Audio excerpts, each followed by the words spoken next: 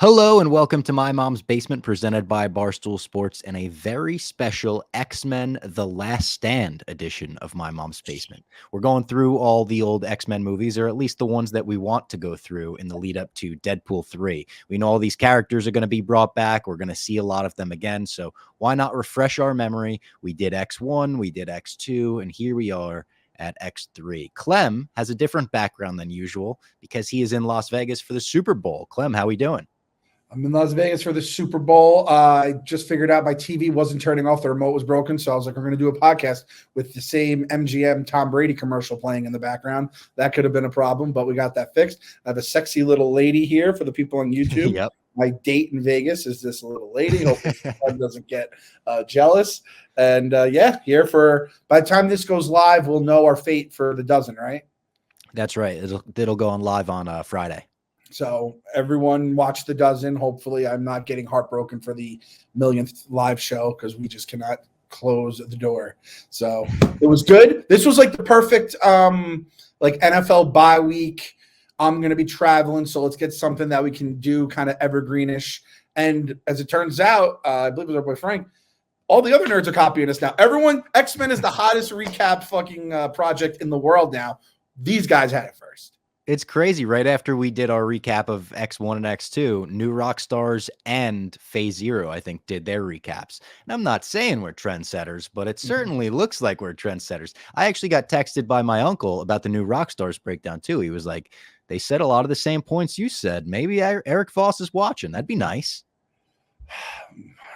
Nice if we can get those. I would say, do we get those subscribers and followers if we do it first? That'd be nice. Really nice. That'll keep the lights on in the basement. Maybe get a new couch in the basement. Nice new TV. You can do some nice stuff in the basement with those numbers. We can. This movie, X-Men The Last Stand, it was released in 2006. And I think when we were talking about it, you said you hadn't seen it since it came out. In rewatching it, what did you think of X3, a movie where I've kind of been hyping it up in a way to you? I've been saying it's underrated. It's not as bad as the internet always says it is. What did you think? I think I went in the one time I saw it, I liked it, and it got like ripped apart from like a coworker of mine. It was my first comic book guy experience in my adulthood. It's not as bad as I like thought or remembered, or as it's kind of been like the black sheep of the first three. It wasn't as bad as I have it in my brain. And there are certain parts that do hit like it, since we just watched the first two relatively recently, like it feels like it's in the same universe, obviously like all the same actors and stuff like that. But there's definitely things that we can pick apart, which I'm sure we're going to. But it wasn't as, I mean, if this came out like tomorrow for Marvel, for the MCU, I'd be like, holy shit, that was incredible. That rocked, Yeah, right? So maybe it's all about perspective, I suppose. It is. And if you want a good perspective on concerts, shows, sports, theater events, and more, go over to our friends at Game Time and get yourself some tickets. You shouldn't have to worry when you're buying tickets. Take the hassle out of buying your tickets by going to Game Time. It's the fast and easy way to buy tickets to, like I mentioned, everything. I know a bunch of people in Vegas for the Super Bowl are using Game Time this week. I think KFC in Heidelberg went to a Knights game. Some people are going to comedy events. There's a lot to go to. I mean, the Super Bowl itself, I'm sure people are using Game Time to get into the big game. The hotel I'm staying at here, the MGM Park MGM, I was like, oh, do they have like a venue that has like an act? Little guy named Bruno Mars, my guy, is in my hotel. I gotta see him. I gotta go on Game Time. I gotta see him. You gotta. I can't believe he's literally in your hotel. I've been to that Park MGM like ballroom. That's where McGregor shouted me out. That's where the video where he's like on stage. He's like, hey, Robbie, it's the Park MGM ballroom.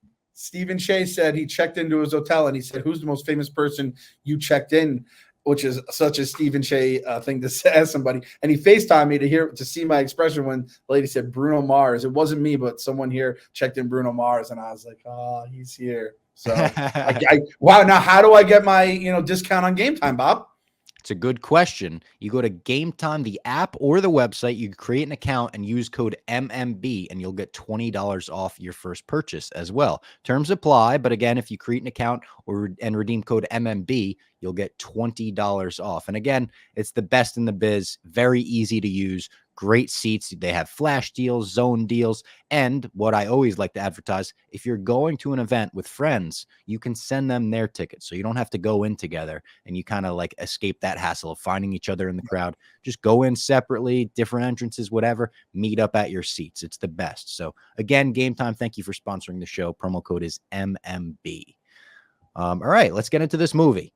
It is the first X-Men movie we're recapping, not directed by Bryan Singer. Bryan Singer actually left to go do Superman Returns at this point, the Brandon Routh Superman. And in his place came Brett Ratner. It was written by Simon Kinberg and Zach Penn, released May 26th, 2006. It's an hour, 44 minutes, which is a nice, quick runtime, but this definitely feels like a movie that could have used an extra 20, 30 minutes to expand on some emotional stuff. The budget, this is very fascinating, was $210 million. This is up from $125 million on X2. And at the time, this was the most expensive movie ever made. Now, it's already 51 on the list of all time. So there's now 50 movies more expensive. The current record holder is The Force Awakens, $447 million budget. Pretty crazy. Holy cow. I did not know that was the number one currently in that price tag. Holy shit. And remember, I'm looking it up now, the X-Men, the first X-Men movie, the whole thing was the budget wasn't a lot, right? They were it was 75 million, and they were kind of like, oh, we can make a movie off of this. And 2 movies later, they're like, we have a smash. Let's pump some money into this. And what is that? Like 3 times as much almost. So that's fucking wild. And you usually double it for marketing, and that would be $420 million if that's really what they spent. It did gross $460.4 million. So it made a lot of fucking money. Like, even though the critics didn't love it, everyone went and saw X-Men The Last Stand, because it also was, when you advertise it as The Last Stand, it was a finale in some sense. X-Men Origins Wolverine was being developed at the same time as this movie, which caused issues because they wanted to use the same characters at some point, and they had to basically sacrifice that for this movie. But it did feel like it could have been a finale. Made $102 million on opening weekend. It was the 4th highest of all time at that point, behind Shrek 2, Star Wars Episode 3, Revenge of the Sith, and Spider-Man. Wow, some big old names there too. Some big old names there. Before Bryan Singer left this movie, he planned kind of a story treatment that involved Emma Frost being the main villain here, played by Sigourney Weaver, which is very interesting casting that I wouldn't really expect. He also wanted Gambit in the movie. Gambit they would have to sacrifice to X-Men Origins Wolverine, but when Bryan Singer was developing it, he wanted Keanu Reeves as Gambit. Interesting what could have been, basically. That feels weird. Let's just call it, because you got to give the Mon Ami, you got to have the little Cajun twang, and I love Keanu. If he could do it, I don't want to hear him do it. So that would have been, I think, a mistake on there. And so they ended up getting lucky on that one. Gambit, I think in the cartoons, Gambit was easily one of the most favorite characters in that. And the fact we went these 3 X-Men movies without seeing him was pretty crazy when it was all said and done.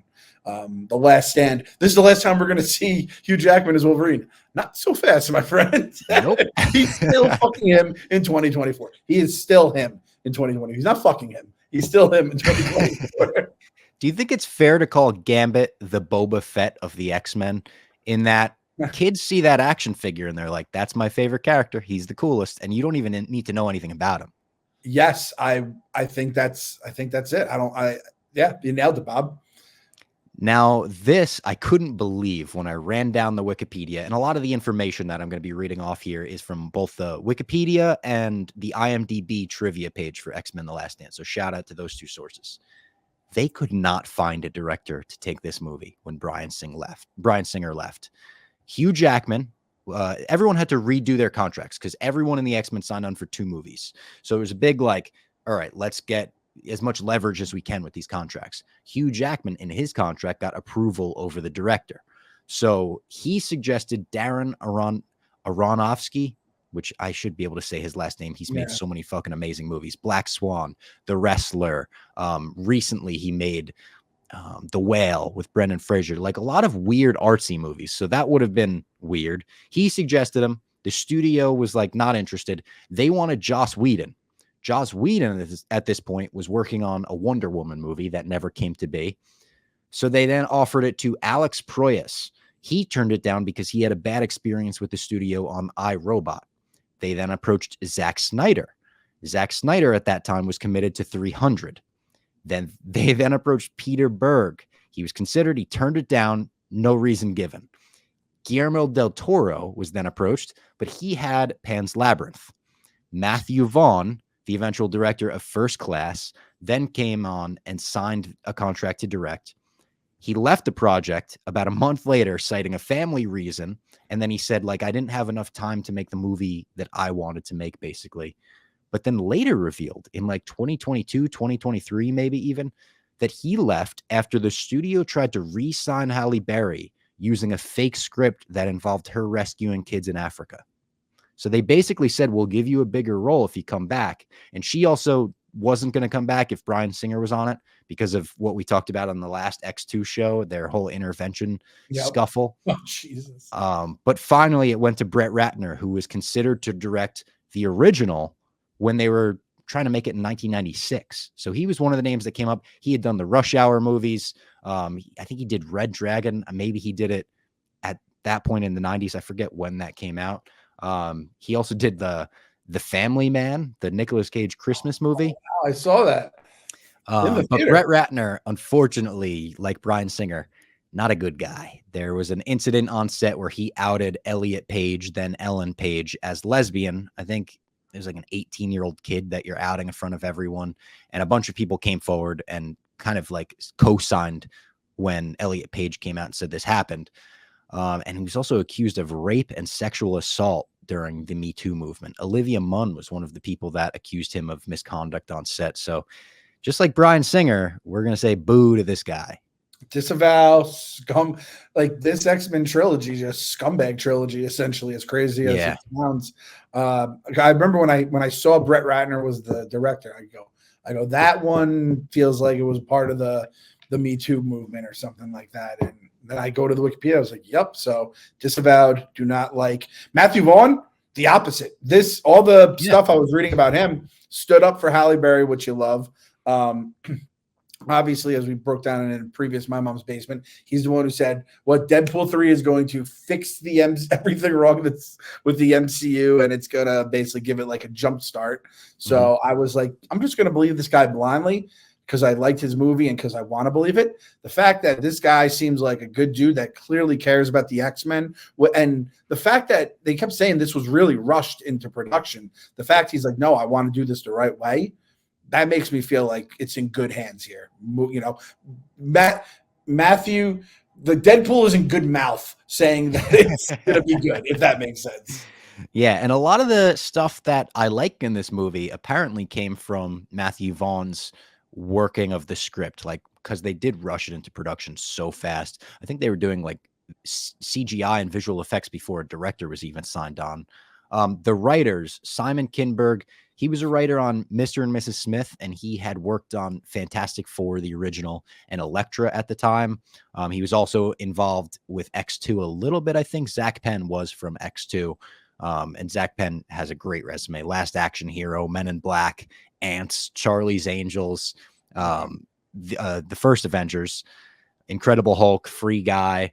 And then the score is by John Powell, who got the job from his work on the Jason Bourne movies. He's also done a lot of animated stuff. Shrek, Ice Age, Kung Fu Panda, Solo, A Star Wars Story, which isn't our favorite Star Wars movie, but I got to say, there's a lot of good stuff in that score that gives you shades of John Williams, but not trying to be a ripoff of him. So John Powell, he is a legend in the score game, and shout out to him. The score on this movie is pretty great. Yep. Also, Vaughn cast, I saw you cast Kelsey Grammer as Beast, and he cast the guy as Juggernaut, which they said his name was Kane Marco. And I was like, whoa, wait, what? Kane Marco? Like I thought he said Kane Marco at first, and that was a ghost of Barstool Past right there. So just absolute crazy shit. And speaking of that casting of Kelsey Grammer Kelsey Grammer wanted to play Beast so bad, he auditioned for the role. He hadn't auditioned for any role in 20 years, but he was like very passionate about actually wanting to play Beast. And Kevin Feige insisted that he say, "Oh, my stars and garters" at some point in this movie. He was like, that's his catchphrase. He's got to say it. And they did put it in a movie for him. I love Kelsey Grammer as Beast. He just, the voice. I mean, it's so goddamn good. I will say, if you had to have a lot of Beast fighting, it would feel you'd have to really do a lot of work to make it seem like, and that was Kelsey Grammer 25 years ago or 20 years ago or whatever. Kelsey Grammer today, if he had to do Beast, it would be a shit show. But that voice, man, they just nailed that fucking voice. Who does Beast in the XMen cartoon? Like that. I looked it up because he made a cameo in the first X-Men movie. He was like the truck driver that drives Rogue. Oh, okay. Yep. I don't think he's a big actor outside of voice acting stuff, but I'm pretty sure he's got a lot of voice acting credit. Well, I dig him. I dig Kelsey Grammer. And also, it just has to be said, Kelsey Grammer or Sideshow Bob is one of just the greatest goddamn. I mean, Phil Hartman is like the king of the guest appearances on The Simpsons, but Kelsey Grammer or Sideshow Bob, I couldn't imagine that character as anyone else. He absolutely. I was scared of Sideshow Bob as a kid. When I would do my I'd get the DVD box sets. I was like, oh my God, is this guy gonna get me at night? Like, I gotta lock my door. I was terrified of Sideshow Bob. What a great character. The comic inspirations for this movie, obviously, the Dark Phoenix Saga by Chris Claremont and John Byrne is the main influence, but Gifted by Joss Whedon and John Cassaday serves as the political influence. So everything about the Cure and them trying to get the Cure was mostly taken from Gifted. They did Cure stuff in the X-Men animated series as well, but that was apparently what the studio really wanted them to focus on as well. Like, the studio didn't care for the Dark Phoenix Saga, and the writers had to fight for it.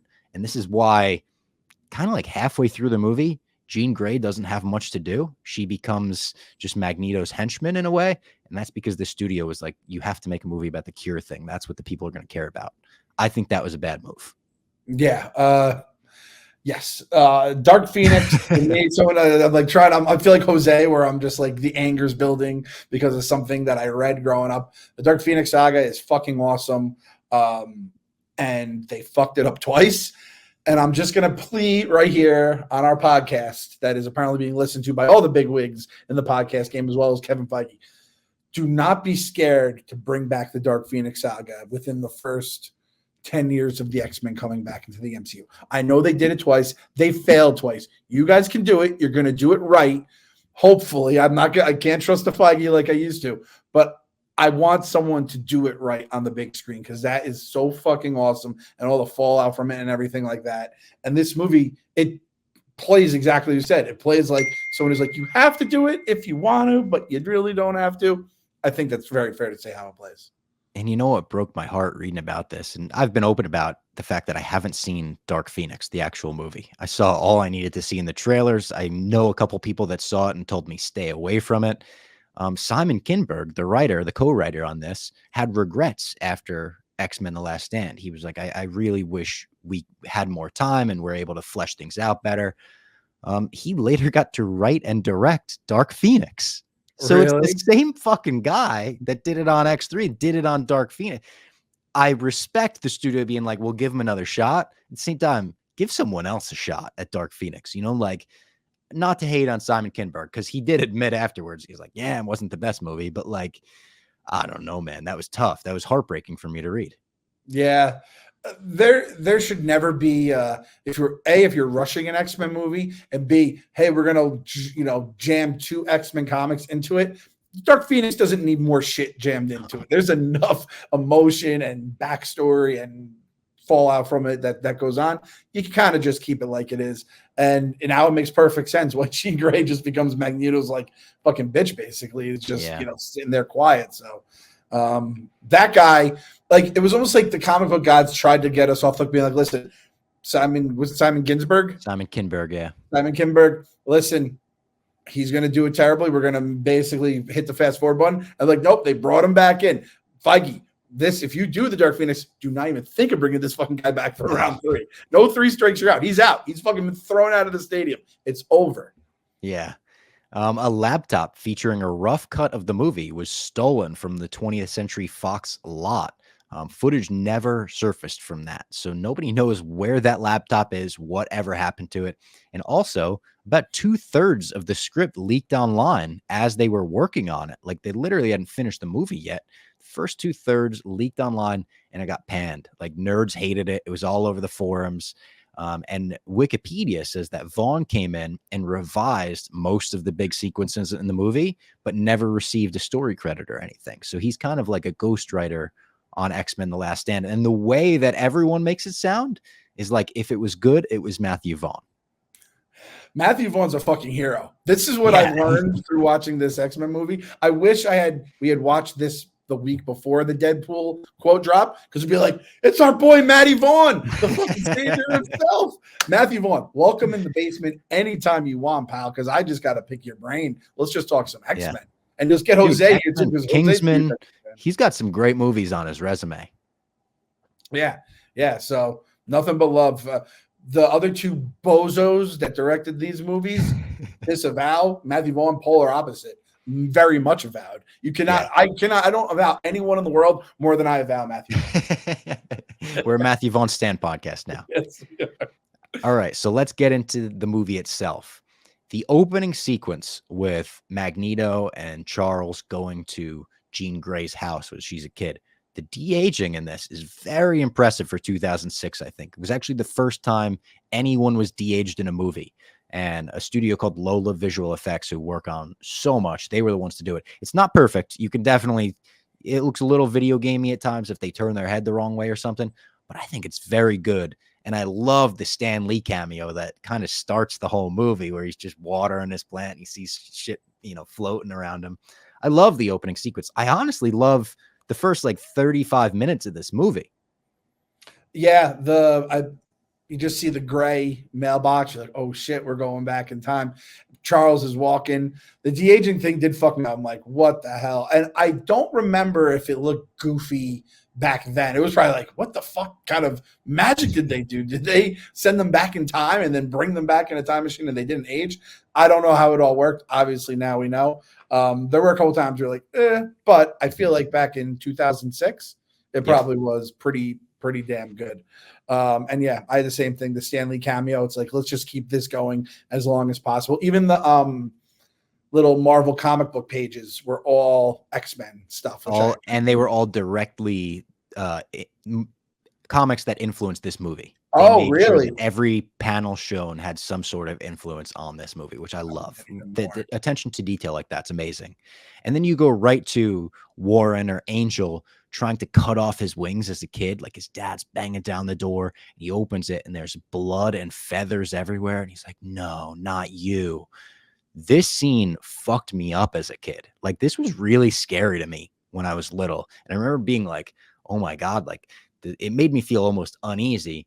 This was, of course, one of the scenes that Matthew Vaughn intended to use in his script. Of course. The goat himself. The goat. This is one of those scenes that makes you feel uncomfortable. And when we're all getting, like, especially me, I'll admit it, I'm going to be geeked up whenever the next X-Men comes out. You have to remember, it's a lot of, like, twisted social, political issues and this, discrimination, stereotypes. There's going to be there might be some gnarly shit coming our way, right? Yeah. And I mean, you could see that online if you want to take a look any given moment.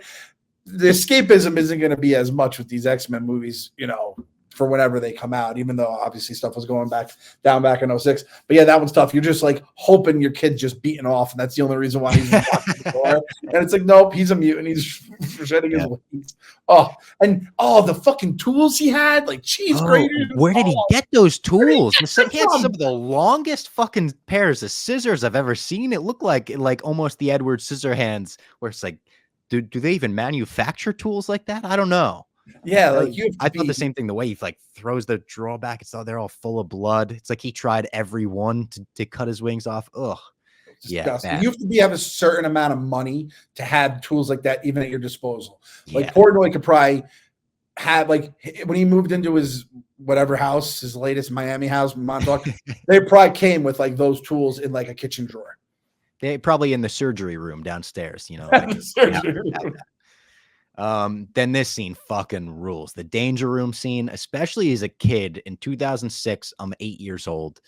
Seeing this danger room scene blew my mind. They do the fastball special from the X-Men comics where Colossus throws Wolverine. You see Kitty Pryde and Colossus are going to have a little bit of a bigger role in this movie. Seeing a Sentinel head go flying is so great. It actually reminded me, one of my favorite monster movies is Cloverfield. I think I've talked about it on the podcast. The original Cloverfield found footage. The shot of just the Statue of Liberty head, like being thrown down the block. It was in the trailer, and they're like, oh my God. The Sentinel shot 2 years before Cloverfield came out, pretty similar to that. So I was like, did J.J. Abrams see X3 and be like, I don't know, let's do that with the Statue of Liberty? And I love the class dismissed line from Logan. It's such a classic like catchphrase. And he's like, later on, he's like, I'm just the sub. Don't take it up with me. Take it up with the real teacher. I always loved how the danger room was so like immersive, and I love the redirects too, when even in the cartoons I think they would do it where you think they're in a battle and it's like, nope, just a test, just a pop quiz here on fighting Sentinels. So yeah, they give Logan a few of those lines where Hugh Jackman definitely got that. Must have been in his contract. I get 3 fucking awesome lines. And the danger room, they wanted to use an X2. They didn't have the budget for it, so they put it in this one. That goes for a couple things in this movie that I'll point out that were intended for X2 that got cut and put into this later. I love the line, not everybody heals as fast as you, Logan, when they're talking about, you know, his emotional healing basically over Jean's death. And I love how much Jean's death feels like it's like fresh when this movie starts. And this might sound weird to say. I felt like this felt like more of a direct sequel to X2 than most of the MCU sequels feel like sequels to their movies. You know, like Civil War, you don't need to see Winter Soldier to see Civil War. It'd certainly help with a lot of that stuff, but you don't need to see the first Captain America to see Winter Soldier. Again, it would help knowing Bucky and stuff, and there are callbacks, but this is like, you have to see X2 to understand the Cure, to understand Mystique, where she's coming from. Did you get that sense too? That's a great way to put it. The only thing that I wrote down the Cyclops line as well. I feel like it's like we really truly never appreciate that. Like Cyclops was married to Jean Grey. They were probably dating for a while before then. God knows what age they both go to like Xavier's mansion and like meet up and all this kind of stuff. And like Wolverine's like, man, I really loved her. It's like, you knew her for a movie. Yeah. I was fucking married to her. She was my wife. She had a goddamn ring on her finger. So I have to say this too. Cyclops isn't as big of a pansy as I like on the rewatches. I don't think he's as big of a pansy. Like Wolverine is kind of an aggressive dick that's going literally like hitting on his wife, stealing his girl. Yeah. Yeah. And like, I think that's a good line. Hugh Jackson had a good line. Cyclops had a good line as well. We still need Cyclops to be done much better in the future movies. And that's nothing against Scott Marsden. Is that it? James Marsden. James Marsden. Scott Summers, I'm thinking of. Yep. Very good actor. It's just we need to have a guy who is being written like a fucking leader of the X-Men. Exactly. Someone that was cut from X2 that was supposed to be in X3 was Alan Cumming as Nightcrawler.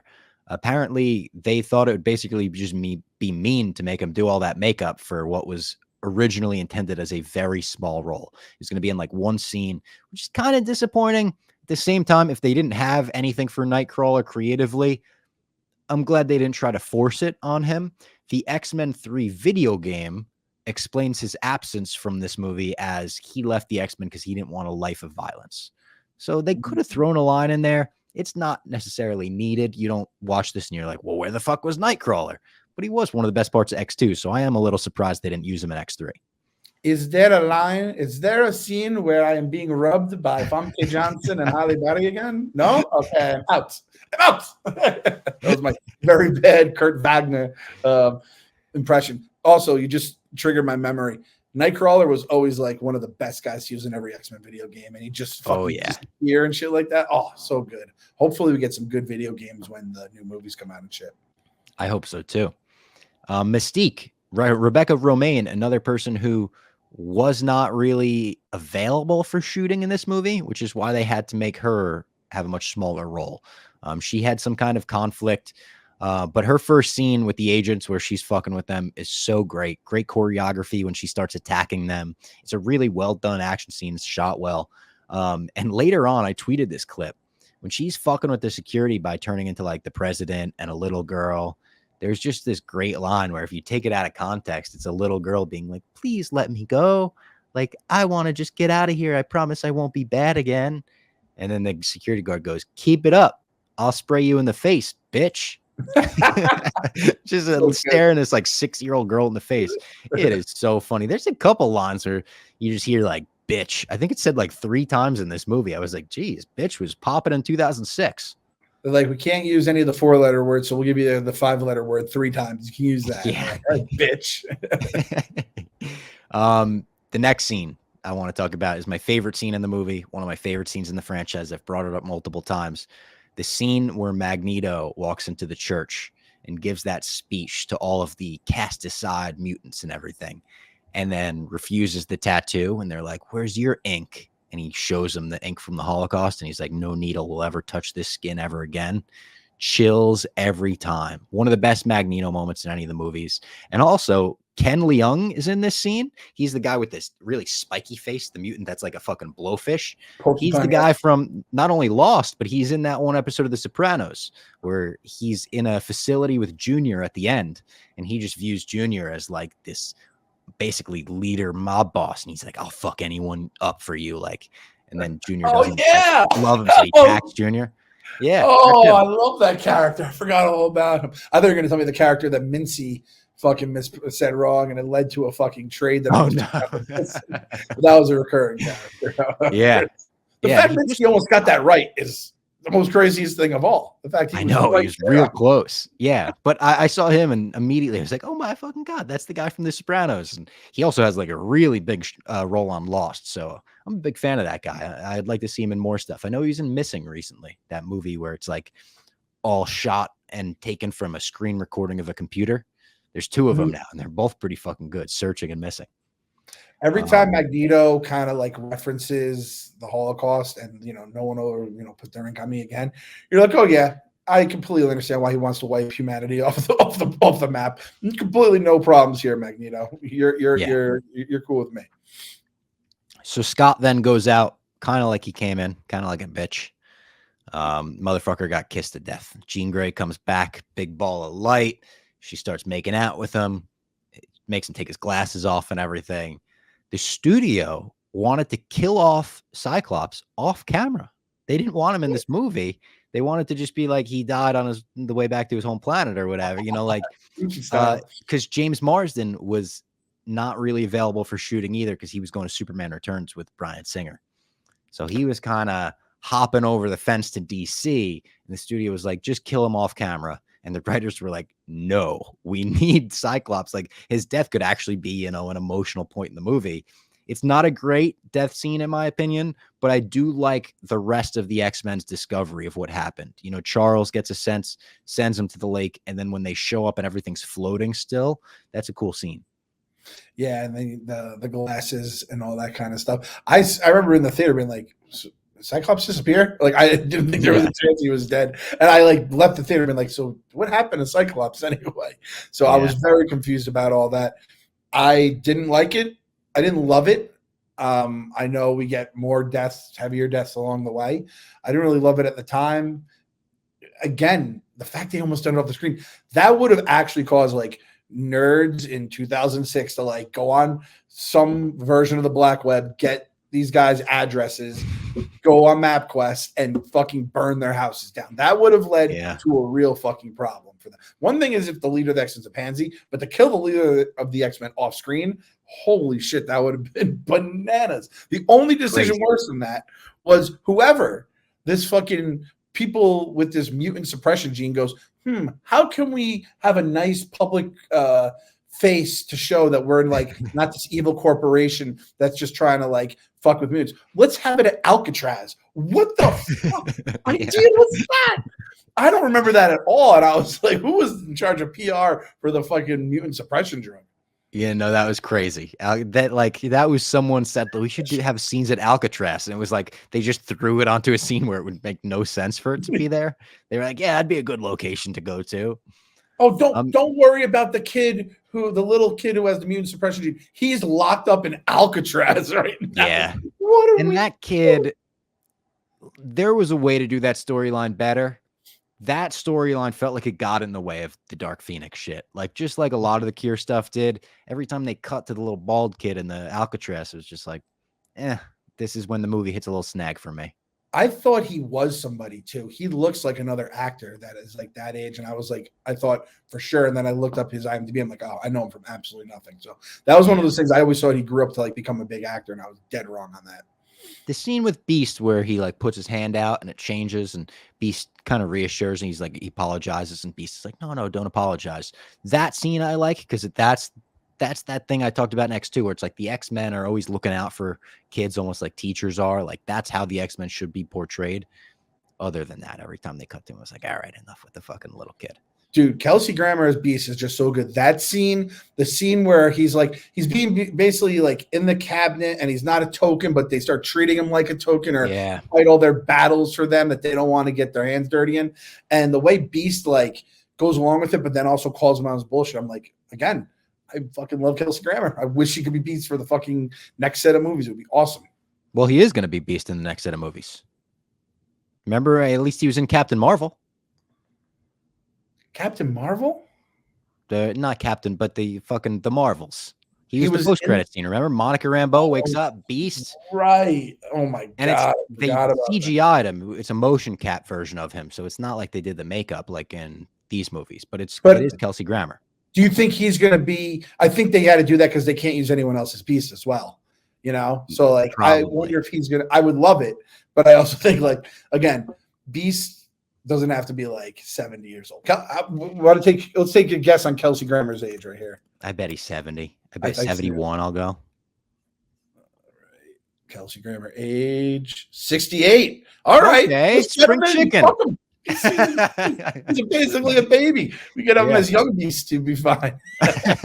We do have, is Nicholas Hoult young Beast, I think. So like we could, I mean, but he's doing Lex Luthor now. He might not have time to pop in for a young Beast cameo. Yeah. I don't know though. To Deadpool 3, everything's on the table as far as cameos. I think that's true. That's true. I love Beast, Lex Luthor. I'm trying to think of what's like a parallel move to Lex Luthor. Basically Magneto, Professor X, maybe a couple of the X-Men. Lex Luthor's a big one. Yeah, he's a big boy. Especially if they do him right, because they haven't really done him right since the original. The Kevin Spacey Lex Luthor is kind of like, eh. And then the fucking Jesse Eisenberg one. Well, he said it himself. He's like, don't be me, basically. Yeah. We get a young Ben Foster as Angel. When they cut to Angel a little older, I think it's like in present day, he's thinking about going through with the surgery, tells his dad, this isn't what I want, it's what you want, breaks free. I loved this scene as a kid where he fucking flies all throughout San Francisco, wherever they are. But watching this now, I can't unsee Ben Foster as the scumbag that he played in Hell or High Water.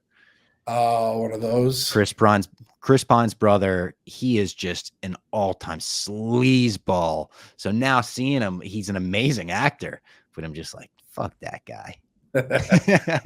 Wouldn't it have been great if Angel flew out the window and just splattered on the ground? And it was like, oh, those wings, they're not that strong because you kept cutting them as a kid. That would have been funny. Like in an Other Guys moment, like, there goes my hero. And like, dude, again, kind of the PR for the fucking Alcatraz. Like, you have leather straps and a shotgun that's like a gun that gives you the shot. Like, your patient's fucking heart rate's going to spike. They're not going to be able to do whatever surgery you have to do to them. What are we doing here, people? Come on. Tell you what we're doing here. We're talking about HelloFresh now, one of our favorite sponsors. Whether you're trying to save money, eat better, or stress less, HelloFresh is here to help you do all three. Say hello to the most delicious year yet with fresh ingredients and chef-crafted recipes at a price you'll like, delivered right to your door. No more staring blankly into the fridge, wondering what you're going to make for dinner. HelloFresh is going to deliver you a bunch of pre-portioned ingredients. They have over 45 recipes to choose from every week. And you're not going to have anything left over. You're going to make these meals super easy, a one-sheet instructional. It's not like a recipe book. One sheet. They're going to tell you everything you need to do with the meals. They have amazing stuff, truly. And like I said, it's pre-portioned, so you won't have any stuff hanging around in your fridge for months to come. Every plate is now owned by HelloFresh, and with a wider array of meals to choose from, there's something for everyone. I love switching between the brands, and now our listeners can enjoy both brands at a discount on us. So go to HelloFresh.com/FoxFree, FOXFREE, and use that same promo code FOXFree for free breakfast for life. Best meal of the day. That's one of those things, I think, is it a Parks and Rec quote where I think Leslie says to Ron, like, can you believe there's people that don't enjoy breakfast? And he's like, no, I cannot believe that. Breakfast is the best in the world. So one breakfast item per box while your subscription's active, free. Free breakfast for life at HelloFresh.com/FoxFree with the code FoxFree. Easy stuff. You can sign off on that, correct, Clem? Breakfast for life. I mean, sold. That's all I need to do is sold. And I usually, whenever I get back into diet season, I don't do it on the January 1st because that's what all the rookies are doing. I do it after the Super Bowl because I know on the weekends I'm going to just abuse myself. So that's when you get the HelloFresh and you cut the calories a little bit and you eat fresh. You're not just eating a bunch of garbage from eating out, which, let's be honest, eating out, the grocery stores, everything else, everything's so damn expensive. Just get what you need, nothing else. HelloFresh. There you go. I love the scene where Magneto breaks Mystique out of the convoy and he just is standing in the road, kind of like swiping his hands, and cars are going fucking flying up, down, left, right. He sends an 18-wheeler flying above him. But then when she jumps in front of the bullet for him and gets shot, turns back into Rebecca Romaine, the way he ditches her when he's like, sorry, you're not one of us now. That's one of those things, like you said, whenever they bring up his backstory with the Holocaust, you're like, I really understand him as a villain. I don't know if I even want to root against this guy. When he does this to one of his own, I'm like, well, that's why he's the biggest villain in the X-Men. That's why I want to root against him. I felt bad for Mystique. Yeah, I felt bad for Mystique, who like has a pretty decent body count, if I remember correctly, from the first couple of movies. Yeah. Is villainous as they get. But I kind of love, like, I got to do the old Dave Chappelle. That was cold-blooded. Like, he just fucking, it's the same. Like, she would have been quote unquote human, and she still would have been like, fuck these mutants or fuck these humans. I'm riding for the mutants. She's ride or die, and he just fucking threw her aside. And I felt terrible for her. And then I'm like, well, she's now like has supermodel good looks here, so it's a decent consolation prize for her. She's gonna land on her feet for sure. Yeah. But in that scene, she's like naked, like in the fetal position, looking up like a scared puppy. And he's like, see ya, Juggernaut's my new dude. It's the Woody buzz meme. Like when he drops Woody, like, I won't be needing you anymore. And he just picks up Juggernaut. He does have like the helmet like Buzz Lightyear too, right? That works out kind of perfect. And that casting, like you said, Juggernaut, it might be the most ripped guy of all time in this movie. Like I thought his stomach was like some kind of like plastic muscle suit, but I think it's just his stomach. He has like 26 abs. He looks like the Juggernaut toy, basically. They made a toy stomach on top of a real human. It was that good. I don't want to kill humans with you anymore. And just Now, if he had killed Mystique and be like, you're a human, boom, murder, that would have been even more bad. I have to I don't want to say I'd like to have seen it, but like that's how Magneto rolls, man. He don't give a damn about nobody. No. And is this when I think this is when, or no, not yet. I'm skipping ahead. So that was the first 35 minutes of the movie. I made a note, like the convoy breakout was the first 35 minutes. I think the first 35 minutes are great. Then Logan and Jean start fucking before Scott's body's even cold. The scene like is weird to me. Like I get it plays off the sexual tension they've always had. Something about it makes the movie kind of like hit a snag here. And he's like denying it. She rips off his belt like a comical, like, no, we're going to do this now on the operating table. And then they go back to her childhood home because she leaves. They go back to her childhood home and huge stakes. Professor X killed by Jean Grey. I think the actual execution of this scene is pretty well done, and Wolverine trying to fucking climb on the ceiling to get to him. Now, what makes me go, that was the wrong move, is Guardians of the Galaxy 3. When you see that movie and the fact that they didn't kill anyone, I'm not saying you had to not kill anyone in this movie. I appreciate them actually taking swings like this. But that movie had so much more of an emotional impact than this movie. And it's like, it almost feels cheap when you compare the two. You're like, oh, they were just doing deaths to do deaths in that movie. It very much feels like, yeah, a movie that's rushed should not have Professor X dying in it. That should be taken care of. Shouldn't have 18 people turn down the director's role. And like it should be done as something that is like, all right, this movie we're going to get from A to B to C. And along the way, the X-Men's going down. That's a much more way. Now that you bring this up, however, I would like to say, kind of feels like when they quote unquote killed Chewbacca, and they didn't kill Chewbacca. And granted, a little bit, yeah.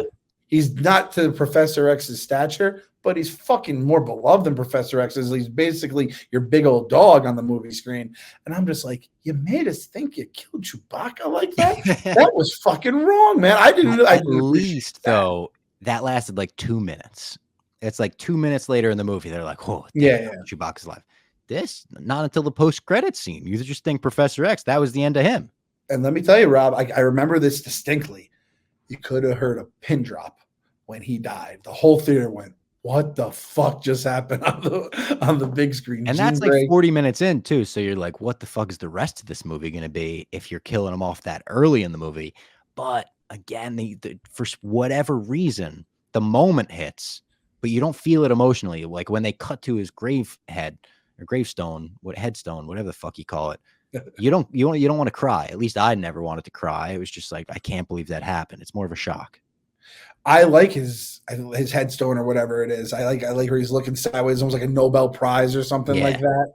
And these fuckers keep leaving behind accessories. You see his wheelchair. Cyclops has the sunglasses. Like Jean Grey is an accessory killer, basically. She's fucking doesn't like people that have. She's basically like against disabled people. She basically is, yeah.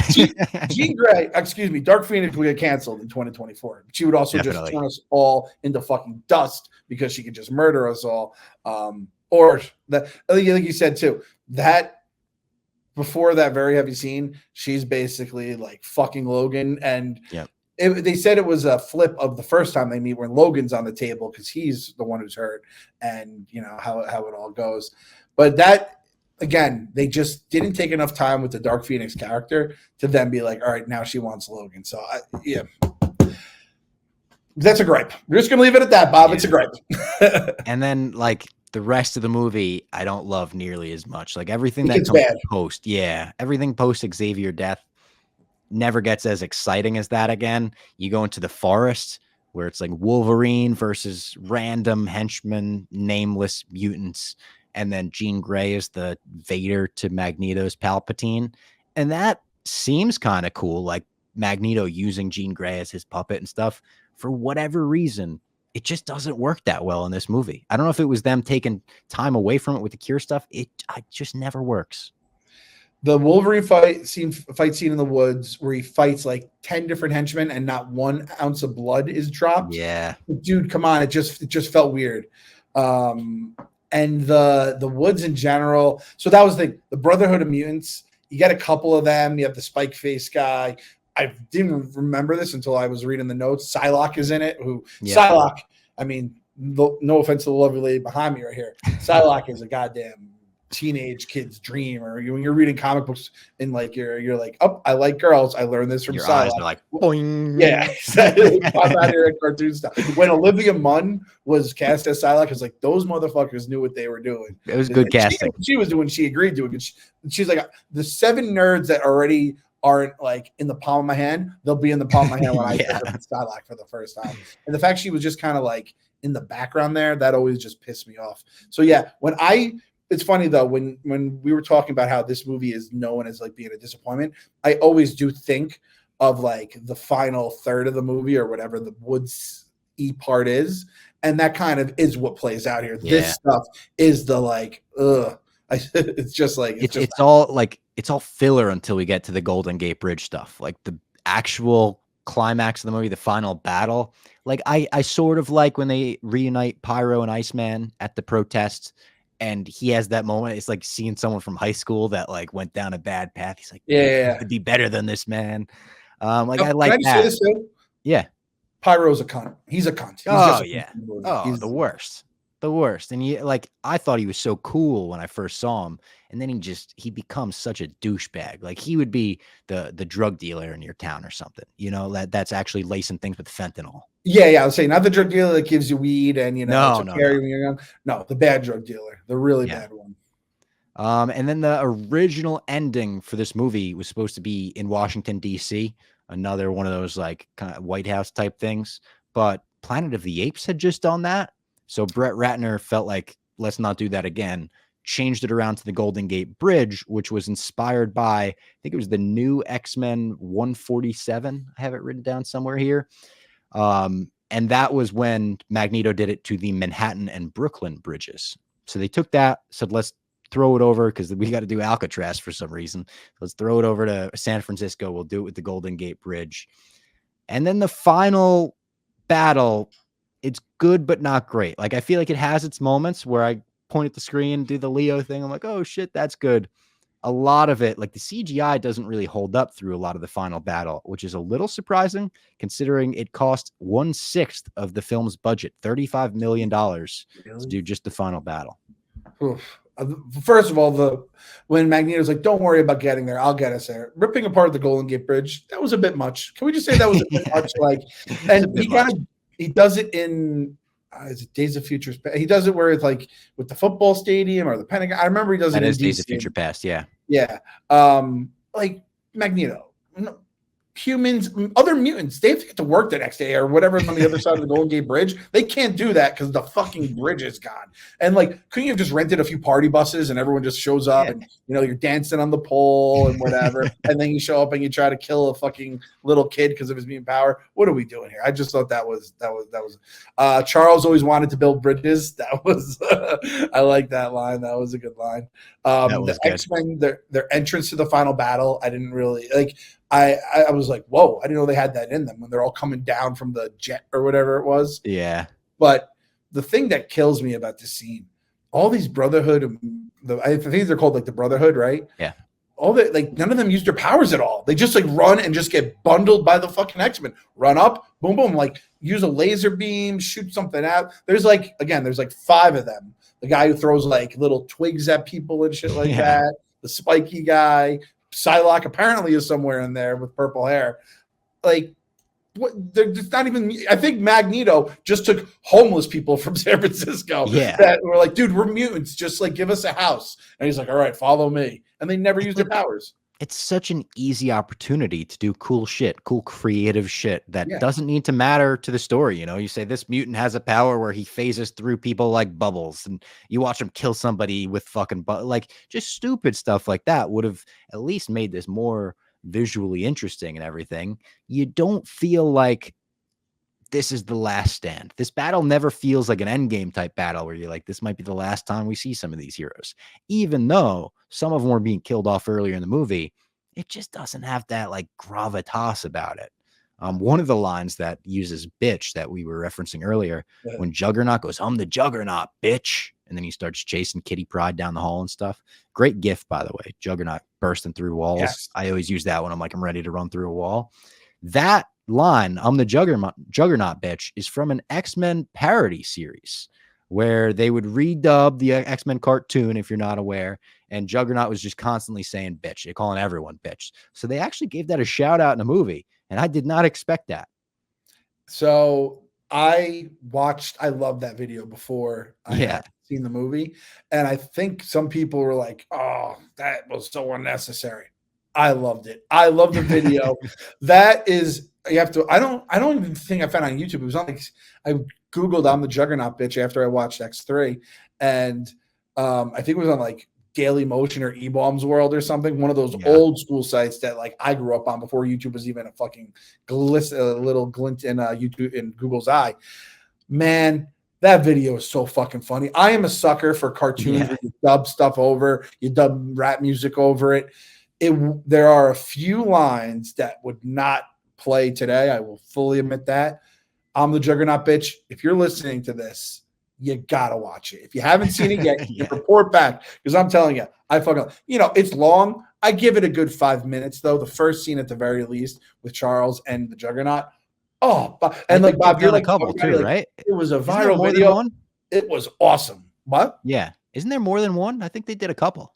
I think the one I got is like a extended. I got like a 20-minute video. I don't know if there was other stuff, but that one they actually, random enough, Max Kellerman used to tweet it, quoted a lot on his New York radio show. Max Kellerman was actually very fun, and like I actually enjoyed listening to him before he became whatever he became on First Take back in like mid 2000s. And he used to play, he's like, I'm the Juggernaut bitch, whenever Brandon Jacobs would get the ball. Yeah, I'll smack you with your own pimp. Just, like, I'm just saying, and I'm gonna watch it tonight. I'm gonna have to rewatch it again tonight. So that's everyone's homework in the basement. Maybe we'll do a whole episode just about those silly ass videos.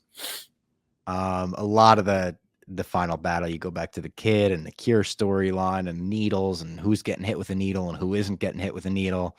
It almost turns X3 into like a different movie, the Cure storyline. It reminds me, I've referenced a lot in talking about a movie that feels like two movies. Return of the Jedi feels like two movies. You have the save Han Solo at the beginning. You have the stuff with Vader and the Emperor at the end. It works really well in that movie. It does the opposite in this movie, where it's like, I would have preferred you made one movie for this one. But They made a couple. It's not bad. It's never like, this is unwatchable to me, but you just lose a lot of the like heart and emotion by trying to cram everything into an hour and 44 minutes. What if this is a 2-hour movie and you spent a little more time on Dark Phoenix? I think it could have been better. Yeah. I mean, there was a Kitty Pryde calls him a dickhead at one point. That was a good landing of the line. That was good. Angel catching his dad, however, was very lame. I thought out of all the people he just, and like, I know you could do that in the movies, but I always, that stuff is like cringe, I think. Also, the fight just evolving into Magneto throwing cars and pyro lighting them afire. It's like you have an entire brotherhood of mutants again, or maybe just homeless people who are convinced of it.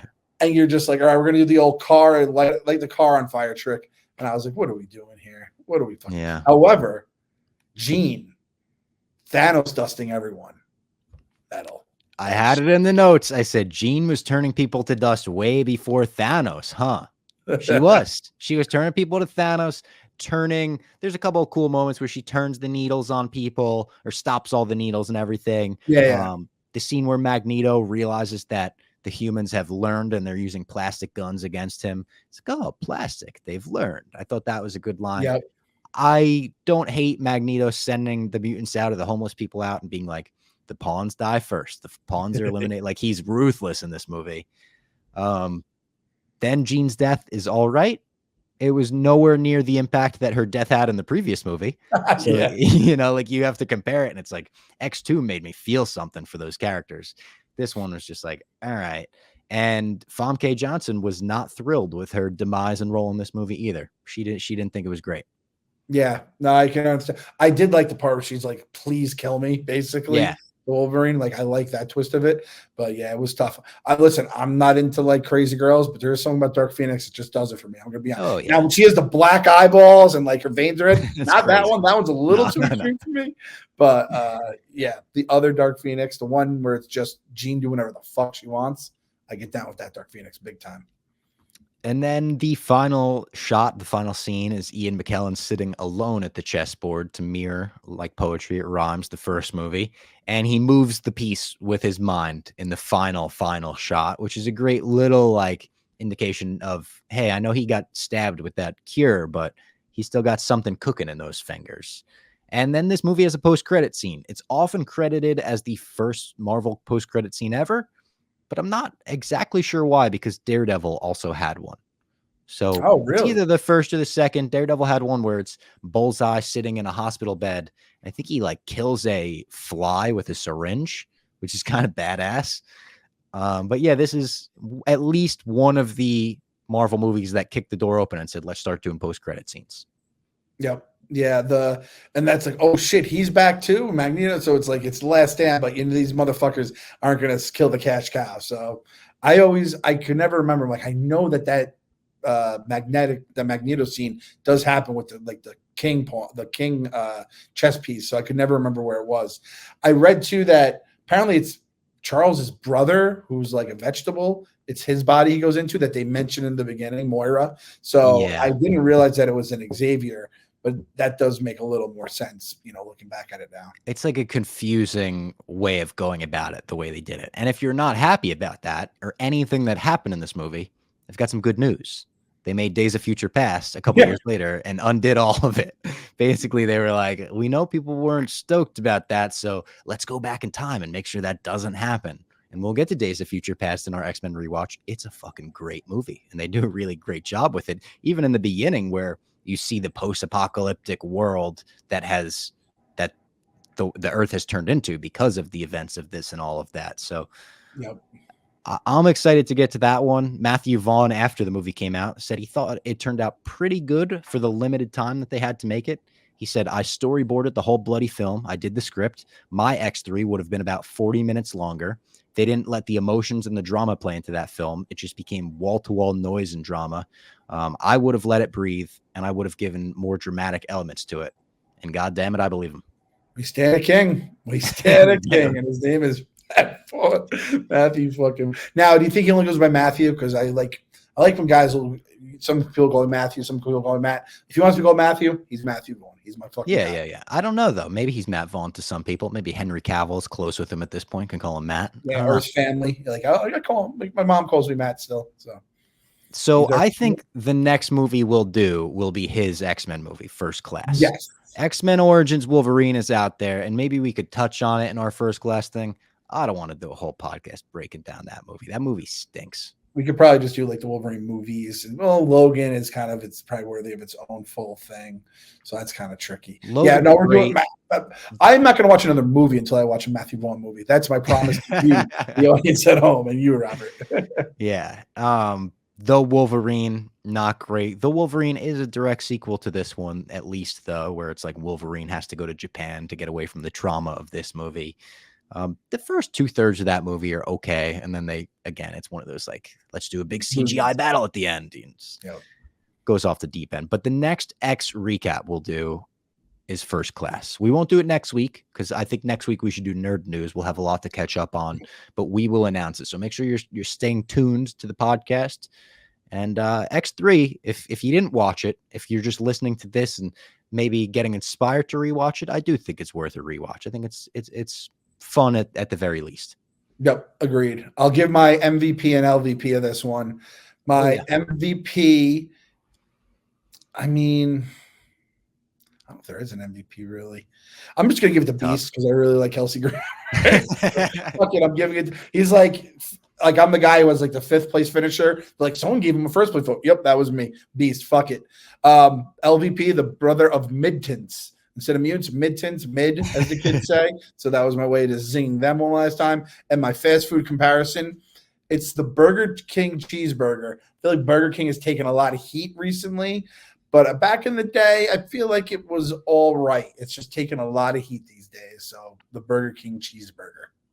My MVP of the movie, I'll go Wolverine because I don't think I gave him MVP in either of the previous two. And he's kind of holding this together. He's a little bit of the glue that holds it together.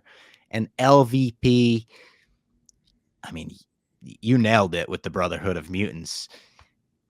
I'll go with the studio executives that tried to force the Cure storyline into this instead of the Dark Phoenix storyline. So the studio execs will get my LVP. And then I always fucking do this, forget to prepare a fast food review. But what's a fast food item that kind of gets shit on? And I think it's not bad. You know what? I'm going to go with no, I'm going to change it. This is serious. I got to really. This is very important. I'm going to go with, I was going to say Burger King fries because I feel like people don't like Burger King fries. Burger King has some of my favorite fries in all of fast food. The crunch that they have on it. I love McDonald's fries. Don't get me wrong. The flavor on McDonald's fries is great, but the texture on Burger King fries, I think is better than Wendy's and McDonald's. I feel like they were changing like recipes around this time too, so I'm sure it took a lot of heat. At the end of the day, it's fries. You're not gonna throw your fries out. You're Yeah. gonna eat them. It's an X-Men movie. You're gonna watch it. Yeah. There you go. That was X-Men: The Last Stand. I hope you learned something from this podcast. I hope you enjoyed it. I hope you laughed. Do we want to give a hashtag? Oh, by the way, I learned that the X Mansion is literally 15 minutes from my house. It's on Google Maps. It's 15 minutes, but it's not there. Obviously, there's not a mansion, and it's also like 5 minutes from like my favorite restaurant in the world, the Blazer Pub in North Salem, Purdy's area. So absolutely, just love that. That's nice to hear. Yeah. What can we do? Hashtag Matthew Vaughn. How about that? Yeah. Hashtag Matthew Vaughn. I hope he sees some of this somehow, and he's like, I got to do the basement now. We got to get Matthew Vaughn in the basement before the year's over. Just get him to hype up other people's movies for us. Go to our bookers. Be like, the only person we want is Matthew Vaughn. They're like, who? Like, don't worry about it. Just get him. Yeah. All right. Thank you to everyone for tuning in. Enjoy the Super Bowl this weekend. Be safe, and we'll talk to you next week.